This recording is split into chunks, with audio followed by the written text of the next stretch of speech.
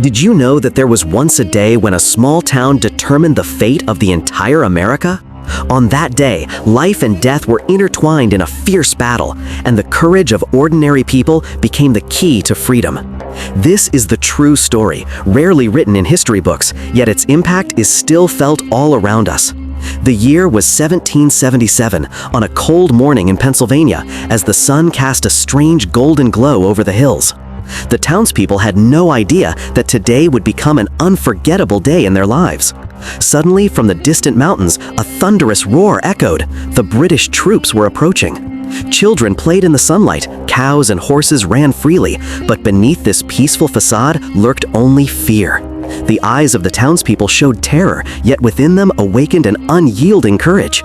John and his friend Mark were ordinary young men, never having faced the realities of war before. Their lives had been filled with farming and small village chores, but today they held swords in their hands, love for their country in their hearts, and an unbreakable resolve in their eyes. Every alley, every winding street of the town became a battlefield. In the cover of night, they secretly observed the movements of the enemy soldiers. Sometimes they would sneak past enemy posts and return by unknown paths, sometimes hiding silently behind trees to track enemy movements. John knew that if today failed, it wouldn't just be his life at stake, but the fate of the entire village. As the day progressed, fear and tension escalated. The British troops surrounded the town, their faces cold, their eyes fixed on one goal: to seize the town.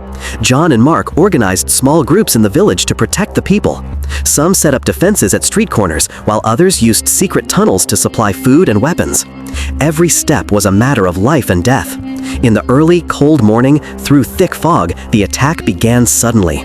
British soldiers charged toward the town square without warning. John and his friends targeted them and engaged in defense according to their plans.